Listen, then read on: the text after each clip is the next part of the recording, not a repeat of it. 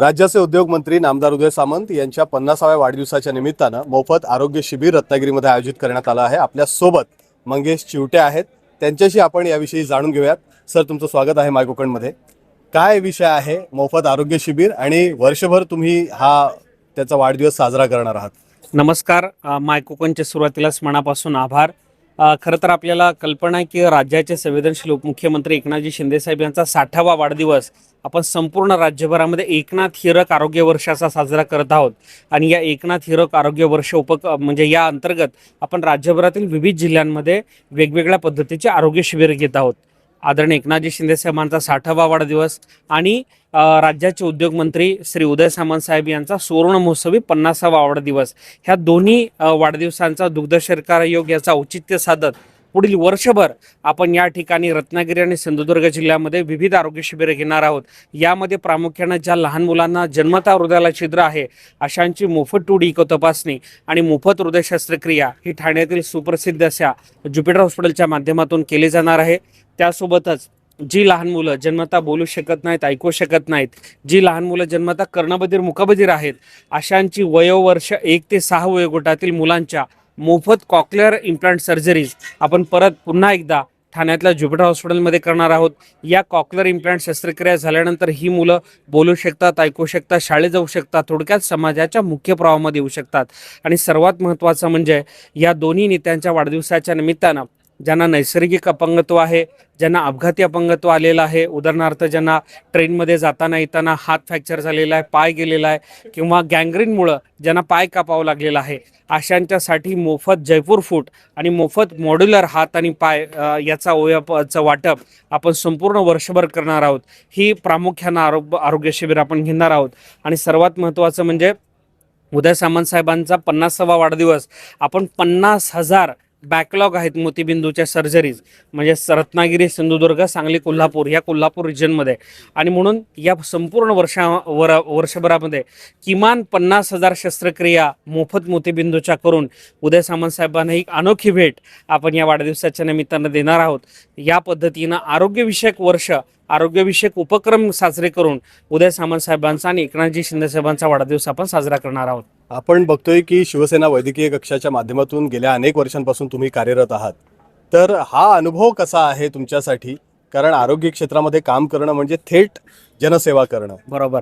खरं तर आपण सोबत काम केलंय पत्रकार असताना एकत्रित मंदार फणसे सरांसोबत, पण आज एक रचनात्मक काम, एक विधायक काम उभारल्याचा आनंद मला मनस्वी होतोय।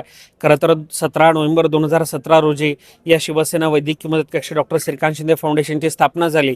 एका छोट्या कार्यालयामध्ये सुरू झालेला याचा विस्तार आता वटवृक्षाप्रमाणे झालेला आहे। जवळपास 10,000 रुग्णसेवक आज संपूर्ण महाराष्ट्रभरामध्ये कार्यरत आहेत।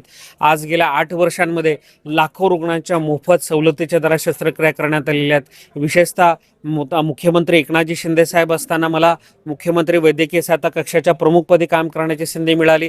त्या 2.5 वर्षाच्या संधीचं सोनं करण्याचा प्रयत्न केला। 450 कोटी रुपये आपण वितरित केले। 70 ते 80 हजार रुग्णांना आपण दिलासा देऊ शकलो। त्यांच्या मोफत किंवा सवलतीच्या दरात शस्त्रक्रिया करण्यात आल्या आणि सर्व जात, धर्म, पक्षपंथ न पाहता आपण मदत केली आहे। जसं उदय सामंत साहेबांनी आता भाषणामध्ये सांगितलं की आमच्या या मुख्यमंत्री वैद्यकीय सहायता कक्षाचे ब्रँड अँबॅसेडर ही 1 वर्षाची मुस्लिम समाजातील दुआ नावाची मुलगी होती, ज्या दुआचे प्राण या मुख्यमंत्री सहायता निधीच्या पैशांमुळे वाचले होते।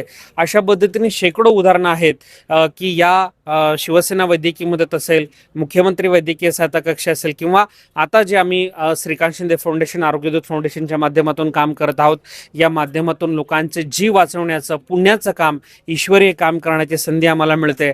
मला असं वाटतं परमेश्वराने एक खूप मोठी ताकद या निमित्तानं आम्हाला द्यावी की आणखी जे पीडित आहे, जे समाजातील शेवटचा घटक आहे, जो नाहेरी वर्ग आहे, ज्यांचं कोणी नाही, त्यांचं बनण्याचा आम्ही प्रयत्न करू आणि त्यांच्यापर्यंत ही आरोग्यसेवा पोहोचू। या पद्धतीने एक उदाहरण आज छोटं देईल। नेपाळमधलं एक कुटुंब आहे, गेलं 20-22 वर्ष झालं रत्नागिरीमध्ये राहत आहे। त्याचं कुठलंही डॉक्युमेंट नाही, त्याचं आधार कार्ड नाही, त्याचं राशन कार्ड नाही, आणि त्याच्या मुलाला हृदयाला छिद्र आढळून आलेलं आहे।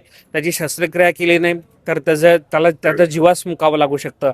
आणि म्हणून जिसका कोई नहीं होता उसका खुदा होता है, त्या पद्धतीने जिसका कोई नहीं होता उसका एकनाथ शिंदेवर उदय सामंत होते।